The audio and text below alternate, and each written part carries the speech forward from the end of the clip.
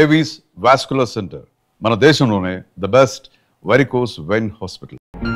జీవితం మనకు తెలియకుండా మారిపోతుందని, మమతలు ఆ సుడిగంధాల్లో మునిగిపోతాయని నేను ఊహించలేదు. మీ కుటుంబం ముక్కలైపోయేందుకు నా తండ్రి కారణమైనందుకు, ఆ తండ్రికి నేను కూతురైనందుకు సిగ్గుపడుతున్నాను. నువ్వేం చేశావు సుధా సిగ్గుపడటానికి?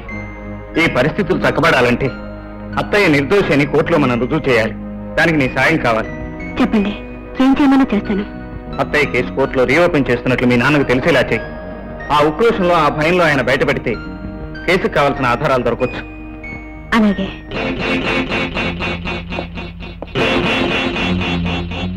గురునాథం, అమ్మా, మా నాన్నేంటి 2 రోజులుగా గది వదిలిపెట్టి బయటికి రావట్లేదు? నడ్డి విరిగిన పావేం చేస్తుందమ్మా? పుట్టలోనే పడుంటారు మరి. అదేమిటి, ఏం జరిగింది? ఏం చెప్పమంటారులే అమ్మా. ఓ శ్రీకృష్ణ పరమాత్ముడు వచ్చి విశ్వరూపం చూపించి వెళ్ళండి. ఓహో, ఆ సరే గాని రజనీదేవి అనే పేరు ఎప్పుడైనా విన్నావా? ఆవిడకు మీకు సంబంధం ఏమిటమ్మా? ఆవిడ నిర్వహణ నడుస్తున్న కాన్వెంట్ లో నేను పనిచేస్తున్నాను. ఆవిడ మీద అనవసరంగా హత్యా నేరం మోపి ఒక కిరాతకుడు ఆవిడ జైలు పాలు చేశాడు. ఆ కేసు సంబంధించిన కొత్త ఆధారాలు ఇప్పుడు దొరికాయి. తన భర్తని హత్య చేసిన హంతకుని ఉరికమ్మ ఎక్కించడానికి ఆవిడ కేసుని తిరగదోడుతున్నది. అయితే ఈ కేసు ఆవిడే గెలుస్తుందంటారు? తప్పకుండా ఆవిడే గెలుస్తుంది, గెలిచి తీరుతుంది. ఆవిడతో పాటు నేను ప్రయత్నిస్తాను. వీల్లేదు, నువ్వు దాని దగ్గరికి వెళ్ళడానికి వీల్లేదు. ఎందుకని? నేను నీ తండ్రిని, నిన్ను శాసించే హక్కు నాకుంది. ఏ సబ్ మేరే పాస్ नहीं चलता, तुम कौन हो मुझे बोलने वाले? ఎవరి భాష మార్చేసింది? ఆంగ్ల భాష అయితే నేను అతి చక్కగా తర్జుమా చేస్తున్నాను కదండి, అందుకని నాకు రాదనుకుని అఫిషియల్ లాంగ్వేజ్ లో తిట్టారండి. దాని తర్జుమా ఏమిటో చెప్పు. నువ్వు వేధోముఖం వేసుకుని ఇంట్లో కూర్చో, నేను చేసేది నేను చేస్తాను అని ఆవిడ. అమ్మాయి అందా నీకు భాష రాక? అయ్యా, కేంద్ర భాష నుంచి రాష్ట్ర భాషకు వచ్చేసరికి ఆ మాత్రం డిఫరెన్స్ ఉంటుందండి. డిఫరెన్స్ వస్తే పర్లేదు, తేడా వస్తే మాత్రం ఒప్పుకోను. ఏ ఇంట్లో ఏం లేవు, ఇంటి ఖర్చులకి డబ్బులు ఏమన్నా ఉంటే ఇవ్వరా? డబ్బు డబ్బు డబ్బు ఎక్కడి నుంచి తెచ్చేదే డబ్బు? అది కాదన్నయ్య, అవసరం వచ్చి అడిగాను అంతే. చూడు, నువ్వు గట్టిగా అరిచినంత మాత్రాన్ని ఇంట్లో ఆకలి భయపడి పారిపోదయ్యా. ఉద్యోగం పురుష లక్షణం ఉన్నారు, పోయిన ఉద్యోగం మర్చిపో. నేను సేట్ చమల్లాల్ చందులాలతో మాట్లాడాను. నువ్వు కాసేపు నీ కోపాన్ని మర్చిపో. జరిగింది జరగనట్టు చూసి చూడనట్టు 4 నెలలకి వెళ్ళాసి జీతం 1000 రూపాయలు. ఇంటి కొడుకు ఏం చెప్పడం లేదు, నా పిల్లనిచ్చే మామగారిగా చెప్తున్నా. నువ్వు ఇచ్చే ఉద్యోగం అక్కర్లేదు, నీ కూతురు అక్కర్లేదు. నువ్వు ఎక్కువగా మాట్లాడితే నేనేం చేస్తాను నాకే తెలియదు. ఈ అవిటి గోడకి గెంతే కంటే ఓ మంచి గట్టి గోడకి గెంతే పుణ్యం పురుషార్థం. కథ మారిస్తే పోలే. ఓ బావా, పో బావా, నీకు వద్దు బావా, పో బావా, పో అంటుంటే పో బావా. ఏమిటా ఇది? పట్ట పైన ఎవరి గురించి కలగంటున్నావు? అబ్బా, కమ్మని కళ పాడు చేసావు నాన్న. ఎవరే నీ కళ్ళకి వచ్చింది? నువ్వే చెప్పావుగా చిన్న బావ గురించి కలగనమని. కష్టపడి కల్లో తెచ్చుకునేసరికి నువ్వే పాడు చేసావు. ఆ గాడిదని కల్లోకి ఎందుకు రానిచ్చేవే? వాడికి ఉద్యోగం లేదు, స్తోమత లేదు, నెత్తి మీద దమ్మిడి పడితే చెల్లె విలువ లేదు. తప్పమ్మా. అన్న నీ ఇష్టమేనేంటి? నా తల్లి కదూ. ఎవరినో ఒకరిని కలగనకపోతే నాకు అసలు నిద్ర పట్టదు. ఎవరిని కలగనమంటావో చెప్పు. నీ కల్లోకి ఎవరు రావాలో నేను వెతుక్కు చెప్తానే. నువ్వు వెతుక్కున్నట్టు చెప్పు. ఈ లోపల టైలర్ అప్పారాన్ని కలగనేస్తాడు. పోనీ చంద్రాన్ని కలగనైనా చిలిపిగా నవ్వుతాడు. చంపేస్తాను. చూడు, నువ్వు పడుకున్న కలగనకు, కలగన్నా కలవరించకు, కలవరించిన చేతులు ఒప్పుకో, ఇక్కడి నుంచి కలగకు, అంతే. ఓన్లే నిలబడే కలగనేస్తాను. తన భర్తని హత్య చేసిన హంతకుని ఉరికొమ్మ ఎక్కించడానికి ఆవిడ కేసుని తిరగదోడుతున్నాడు.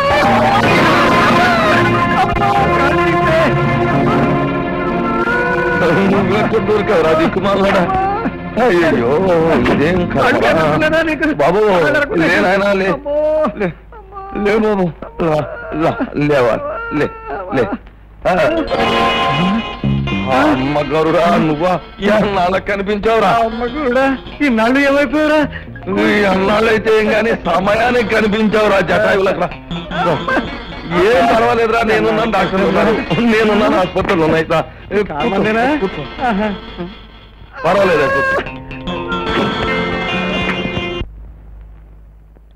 గురుడా, ఇప్పుడు చెప్తాను కూడా నీ భగవద్గీత. నేనే అర్జును నేటి అస్త్ర సన్యాసం చెయ్యక్కర్లేదు గురుడా, కానీ నీ సొంత కూతురే ఆ పొజిషన్ లో చేరిపోతే నీ పొజిషన్ ఎంత వీక్ అయిందో నాకు తెలుస్తుంది.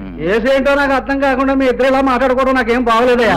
ఏం లేదా, 10 సంవత్సరాల క్రితం నిన్నెవడు రమ్మన్నాడు అనవసరంగా? సోడాలు ఇచ్చానండి ఆ, లేకపోతే మీకు బాగా ఎక్కేసి ఎవరెవరికి ఏమేం చెప్పాలో తెలియ కూడా చెప్పేస్తుంటే కంట్రోలింగ్ కోసం వచ్చాను. ఇక్కడ అంతా మనోళ్ళే. నేనేం చెప్పినా గుండెల్లో దాచుకుంటారు. వెళ్ళిపోవా వెళ్ళిపో. ఇప్పుడు ఏం చెప్పబోతున్నా, 10 ఏళ్ల క్రితం జరిగిపోయిన మద్దన్ని ఇప్పుడు తిరగదోడుతున్నారండి. తోడుకుంటే ఏముందా, మజ్జిగ సిలగటం నేను జడ్జి గారితో మాట్లాడతాను లేదా మంత్రి గారితో మాట్లాడతాను. దువ్వెంతో చచ్చిపోయే పేరుకి దూరం ఎందుకయ్యా? దీనికి అంతరికి కారణం నీ కూతురు ప్రేమించేవాడు కదా, ఆడి కోరలు పీకెత్తే సరే. నాకు పీకేయాలని ఉంది కానీ నేను చెప్తాను దాని విషయం. ఇప్పుడు నీ కూతురు ఇంకోటికి ఇచ్చి పెళ్లి చేసేవనుకో, ఆ కృష్ణమూర్తి గారు కోరలు తీసేసిన పావు అవుతాడు. ఇంకేం చేస్తాడు, గడ్డాలు మీసాలు పెంచుకుని చొక్కాలు చింపుకొని 20 గీతాలు పాడుకుంటూ రోడ్లు పార్కులట్టు తిరుగుతాడు, నీ దారికి రాడు. కోట్లు గీట్లు ఎక్కడిన్నాను కానీ ఇప్పుడు అర్జెంట్ గా పెళ్లి కొడుకు ఎటు వచ్చినట్టు మాట్లాడతా. నా కొడుకు లేడు, ముద్దుల మూట ముచ్చపు చెప్ప అమ్మో సంబంధాలు వచ్చి చేసానా చేయలేదే. ఇంక మాటకు అడ్డు రాకు. చూడు, నీకు మినిస్టీరియల్ సంబంధం వచ్చిందంటే నీ పొజిషన్ పెరిగిపోతుంది అనమాట. ఇంకో దెబ్బ కొట్టే.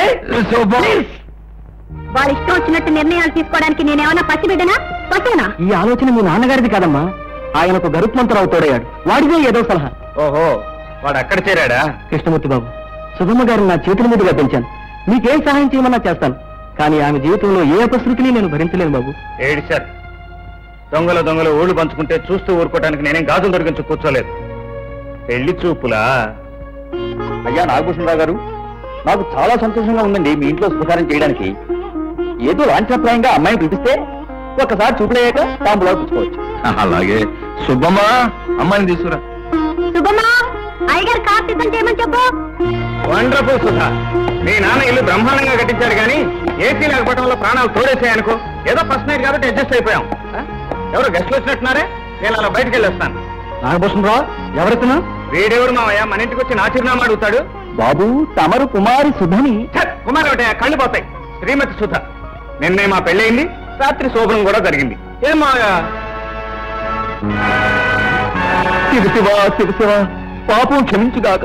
ఏంటండి శుభమా మేము పెళ్లి చేసుకుంటే పాప అంటారేంటి? శుద్ధ! ఎందుకు మావయ్య అలా అరుస్తావు? కరుస్తాను, ఇప్పుడే తెలుస్తాను. చాలా చాలే ఊరుకోవయా. కూతురు పెళ్లి చేసేసి మళ్ళీ పెళ్లి చూపుల కోసం పిలుస్తావా? అమ్మో అమ్మో, ఎంత ద్రోహం. గర్భమంత్రం మావయ్య, నువ్వు కూడా అక్కడే ఉన్న అక్షింతలు వేసావుగా, ఎలా తీసుకొచ్చావు? ఈ కుతంత్రంలో ఈడికి కూడా పాత్ర ఉందన్నమాట. ఎంత రాజకీయ నాయకులు అయితే మాత్రం ఇంత ద్రోహం చేస్తారా? జగన్నాయ పోదాం.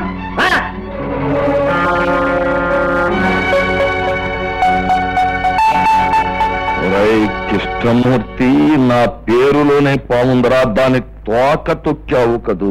ఓకేటి మామగారు, ఖాళీ మడుగులో ఆ పాము పడగనే తొక్కిన వాడిని నీ కళ్ళ ముందే బృందావనం సృష్టిస్తాను, చూస్తావా? కమాన్.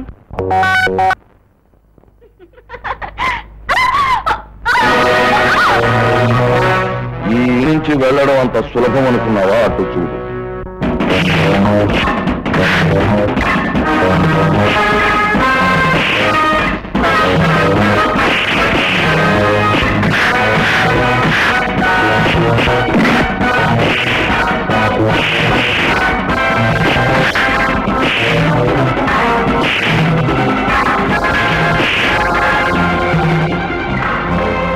నా కూతురుతోనే కాదు, నీ ప్రాణంతో కూడా బయటికి వెళ్ళలేవని ఇప్పటికైనా అర్థమైందా?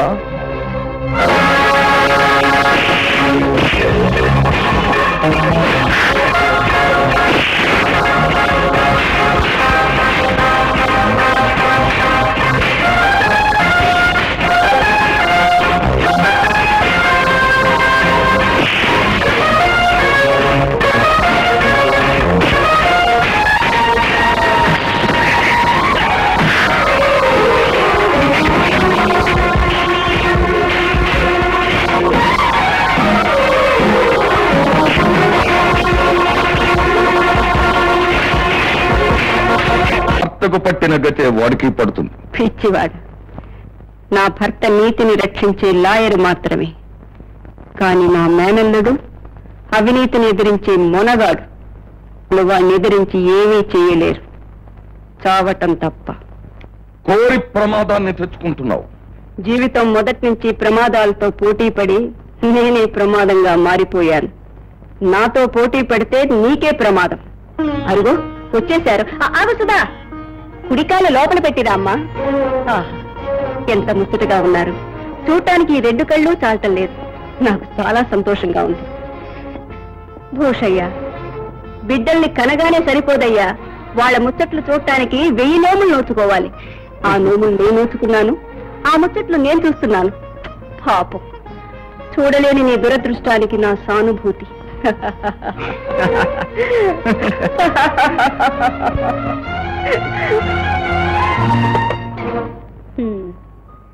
మీరిద్దరూ ఆదర్శంగా నిర్ణయించుకున్నారు. సంతోషం. మనసిచ్చిన వాడి గురించి తెగించి రావటం మన కుటుంబంలో జరిగిన 2వ కథ. కృష్ణమూర్తి, చాలా రోజుల తర్వాత నీ ముఖంలో ఆనందం చూస్తున్నానయ్యా. లేదత్తయ్య, ఈ ఆనందం కేవలం ముఖానికి పూసుకున్న రంగు మాత్రమే. దూరం అయిపోయిన నా ఇంటి గురించి గుండెల్లో అగ్నిపర్వతాలు బద్దలవుతున్నాయి. తల్లిపాలు తాగనని భీష్మించు కూర్చున్న పసిబిడ్డ తన కళ్ళ ముందే ఆకలితో మారిపోతుంటే చూసి తల్లి అనుభవించే నరకమే నేను అనుభవిస్తున్నాను. వాళ్ళ మొండితనాన్ని ఎలా సమాధానపరచను? వాళ్ళ బ్రతుకుల్ని ఎలా బాగు చేయను? అక్కయ్య, ఏరా ఆకలిస్తుందే, మంచినీళ్ళు కూడా లేవు, కళ్ళు తిరుగుతున్నాయే.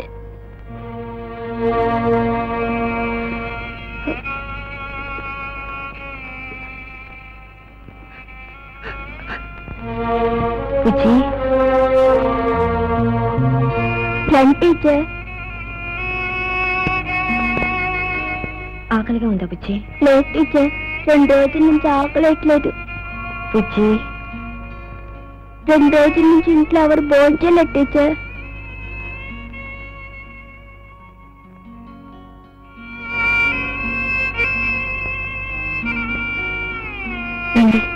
ఈ డబ్బు తీసుకుని ఇంకా కావాల్సింది తీసుకురామా. నా మాట వినమ్మా. నిస్సుధా, పౌరుషం కోసం రక్త సంబంధాన్ని కూడా తెంచుకున్న రాతి మనుషులం మేము. మీరిచ్చే డబ్బుతో ప్రాణాలు పోసుకుంటామా? ఈ ఇంటిని ఆదుకోవటానికి ఇంకో కొడుకు బ్రతికే ఉన్నాడు. కుటుంబం అంతా ఆకలితో మలమలా మాడిపోతున్నారు. వారి ఆకలిని నీ పౌరుషం తీరుస్తుందా? ఒక్క మా కుటుంబం ఏమిటి, దేశంలో 64% ఆకలితోనే బతుకుతున్నారు. మిస్టర్ మురారి, మనిషి అన్నాక తాను బ్రతుకుతూ 10 మందిని బ్రతికించుకోవాలి. కానీ మొండితనానికి పౌరుషం అని, చేతకాంతనానికి అభిమానం అని పేర్లు పెట్టుకుని మీరు బ్రతికే వాళ్ళని బ్రతకనివ్వక మీ ఉపన్యాసాలతో ఉద్ధరించాలనుకోవడం మీ గొప్పతనం అనుకున్నారా? మీరడిగే 1,000,000 సమస్యలకు నేను సమాధానం చెప్పగలను. వాళ్ళ ఆకలికి మీరు సమాధానం చెప్పగలరా? ఇది నా ఇల్లు, వీళ్ళు నా వాళ్ళు. స్తోమత ఉంటే పోషించుకుంటాను కానీ దేశీయుని మాత్రం ఎవరిని యాచించను. తీసుకోండి ఆ డబ్బు. మళ్ళీ మీ చేతుల్లో ఆ డబ్బు చూశానో నరికి పోగులు కట్టాను. జాగ్రత్త.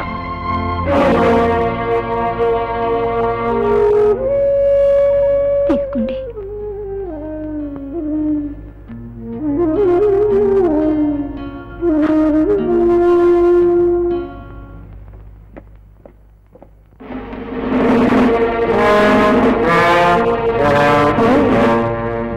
మంది మార్బలంతో వచ్చావన్న మాట. మీ అక్రమాన్ని ఎదిరించడానికి చట్టాన్ని తోడు తీసుకొచ్చాను. చట్టానికి ఎంత దుర్గతి పట్టింది భూషయ్య.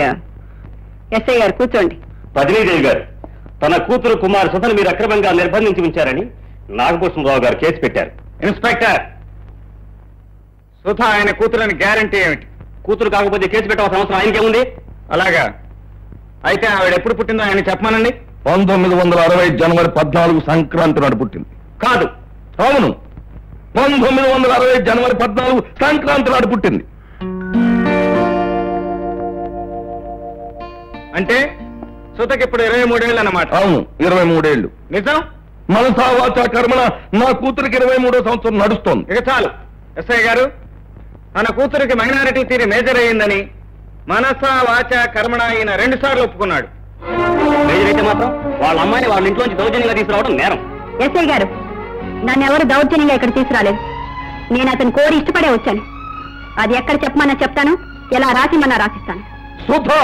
ఎస్ఐ గారు, పూర్వాపురాలు తెలియకుండా ఇలా ఇంటి మీద దాడి చేయటం సభ్యత కాదు. I'm sorry madam. చూడండి మిస్టర్ నాగభూషణరావు గారు, ఇంకెప్పుడు చట్టంతో ఆడుకోకండి, మమ్మల్ని ఇలా అవమానించకండి. రండి. కృష్ణమూర్తి, అదొక నాయకురాలు నాగమ్మ, దాని చేతిలోను ఒక బాలచంద్రుడివి. చూస్తాను, అంతిమ విజయం నాదేనని రుజువు చేస్తాం. అనవసరంగా అరవక మావయ్య. నీ బుద్ధిలాగే నీ ఆరోగ్యం కూడా మంచిది కాదు. అట్టే అరిచావంటే హార్ట్ అటాక్ వచ్చి తప్పుని చేస్తావు. నీ బాడీతో నాకు చాలా పని ఉంది. నువ్వు ఎంత గింజుకున్నా అంతిమ విజయం నాదే.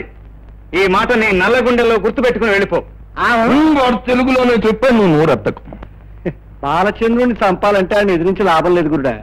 బల్లెం తీసుకు పొంచి ఉండాలి, సమయం చూసి వెనకపోటు పొడి చేయాలి. పొడి చేయడానికి ఆడు సామాన్యుడు కాదు, త్రినేత్రుడు. వాడెంత గొప్పవాడైనా ఆడి ప్రాణం వేరే చోట ఉంది. తరతరాలుగా ఈ వీక్ పాయింట్ పట్టుకునే మంచిని మనం జయిస్తున్నాం గురుడా. అది చెప్పేదేదో అర్థమయ్యేటట్టు చెప్పు. ఈ ప్రపంచంలో వాడికి కావాల్సింది వాడి కుటుంబ సుఖం. తల్లి చెల్లి తమ్ముళ్ళు అంటే వాడికి పంచ ప్రాణాలు. ఆ ఇంటిని వాడు పువ్వులాగే చూసుకుంటాడు. పువ్వులాగే చూసుకుంటాడో ఆకులాగే చూసుకుంటాడో మనకు అనవసరం. ఇప్పుడు మనం చెయ్యాల్సింది ఏంటో చెప్పు. ఆ పువ్వుని రేకులు తీసి నడిపేశాం అనుకో, వాడు కుంగి కృషించి నశించిపోతాడు. అయితే ఇప్పుడు మన చూపడాల్సింది ప్రాణప్రదంగా పెంచుకుంటున్న ఆ బొమ్మరిల్లు మీద మాట అది